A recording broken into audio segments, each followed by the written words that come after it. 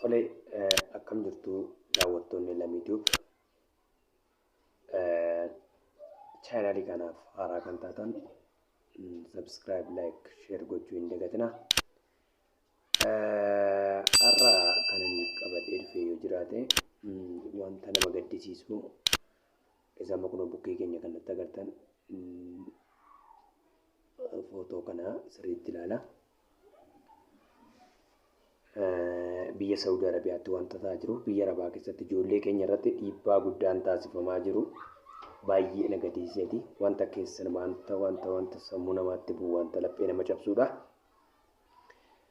Kanaaf qaamni dhimmi kana ilaallatu furmaata akka itti kennu hin jedha. Namni biyya lafaa irratti dhalata nyaachuudhaaf, dhuguudhaaf, uffachuudhaaf, jireenya isaa fooyyeffachuudhaaf bu'aa bahii hedduu keessa darba. Kaan argachuuf tabbaba, kaan argachuudhaaf dachaa bu'a, kaan qaxxaamura deema. Jireenyuma ittiin gaggeeffachuuf jecha kaan hinata, kaan immoo hojjetee lafa inni itti dhabuufaatu jira. Yeroo tokko immoo namni keenya rakkoo ji'oogiraafikaal lokeeshiniidhaanis, rakkoo maatiidhaanis, rakkoo dacheen irratti dhalate ormatti ta'uudhaanis yeroo inni itti biyya gadhiisee jireenya isaa fooyyeffachuuf bakka jirurraa jireenya gaarii argadda jedhee lafa inni itti sochootu argama. Kanaaf har'a waan jechuu barbaade akkuma kanarratti fuula keenya footoo kana fuula duraa irratti argaa jirtan kanarratti wanta baay'ee sammuu namaatti bu'uudha, laphee nama cabsuudha. Yoo hin agartu ta'e gara nama 300 oltu kutaa muraasa keessatti kutaa nama maatii tokko jiraachisuu hin dandeenye keessatti hidhamee bifa kana fakkaatuun jiraataa jira.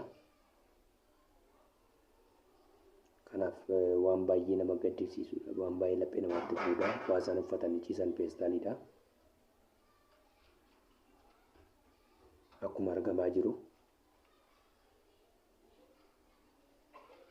waan nyaatan illee waan hin qabne 400 ta'anii kana keessatti dararaa guddaatu irratti argamaa jira. Waan dhala namaa irratti hin taane irratti argamaa jira.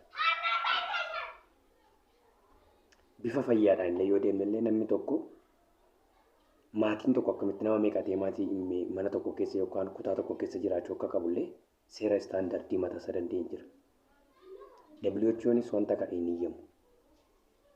Ogummaa fayyaadhaan yoo ilaalle. Kanaaf manni isaan keessa jiraatan illee qilleensa hin qabu. Baay'ee hidhaa dhala namaaf hin malleedha. Gara jabeenya baay'ee hamaadha. Achi keessatti dhukkuba hin taaneen miidhamaa jiru. Gogaan isaanii akkuma agartan kana gogaan isaanii bifa adda addaa irratti argamee fuula isaanii balleesse, nanna isaanii balleesse. Beelaan dararamaa jiru, waan uffatanii bulan hin qabanii, iddoo hirribaa hin qabanii, walirra rafuu. Sabni keenya biyya alaa jirtan, biyya keessaa jirtan kanarratti furmaata akka gootan hin jedhu. Yeroo baay'ee amma fakkeenya baay'ina followers yookaan baay'ina waan hundumaa barbaachati namni keenya yeroo baay'ee gara miidiyaatti ba'eetu haasa. Kanaaf furmaata ta'uu kan danda'u mootummaan wanta kana argaa ariifachiisaatti godhee jara kana rakkina kana keessaa baasee gara biyyaatti akka inni gashu jedha. Uummanni keenya immoo birriidhaan akka isaan deeggaran waan adda addaan akka isaan bira dhaabatan sin kadhadha.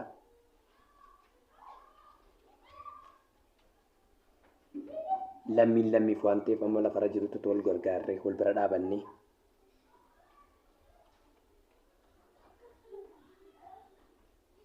addunyaa bor kan keenya hin taane bor nu gantu kana keessaa sokkine wanti guddaan wanti nama aarsu akkuma beekamu teenyee akkasumatti waan nama gaddisiisu bicha dhaga'uu osoo hin taane tokko keessatti hirmaanne jarri kun sagalee ta'anii fi utuu bakka dhiphinaa kana keessaa ba'aniin jedhaan.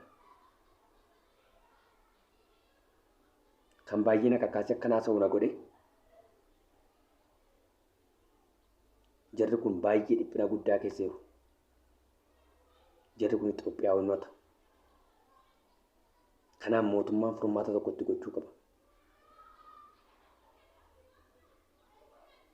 Maqaaf osoo hin taane jarri kun rakkina kana keessa jiran keessaa ba'anii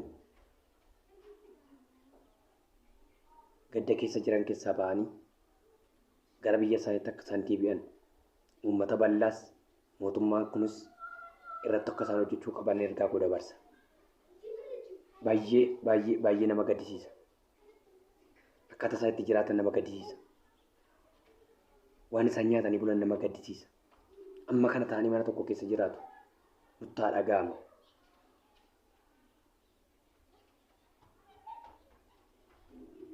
Wanti ani furmaata jedhee yaadu imbaasota biyya kana duratti tu hiriirri ba'ame sagalee dhageettiin uummata kanaaf hin ta'a jedhanii yaada'an.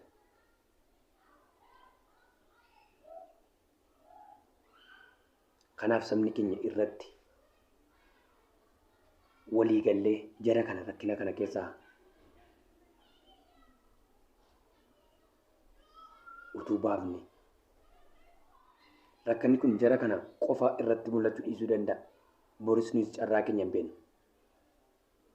Akkuma har'a mana keenya keessa teenyee nuti tolee jiraannu miibii boru hin beeknu waan dacheen kun har'a haadha namatti taate boru ormaa akka isheen nutti taatu hin beeknu. Kanaaf fadaraa jechuu kanan barbaadu hawaasni biyya alaa jirtan keessa jirtan saba kanaaf furmaata akka taanuun jedha afaan takkaan. Ergaan koo kun namoota yuutuubii dhaggeeffatan hundumaa bira akkaan ga'u. Nana mana warri haasaan irra dabarse kana dhaggeeffatan warri isinitti tole laayik godhaa. Warri baay'ee akka guddinyoota koo bira ga'uu qaba. Hiriyoota koo bira ga'uu qaba. Olii galleetan yaada korratti olii galtan immoo sheer godhaa.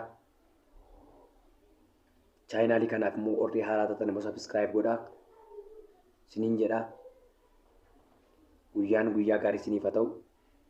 Nagaatti.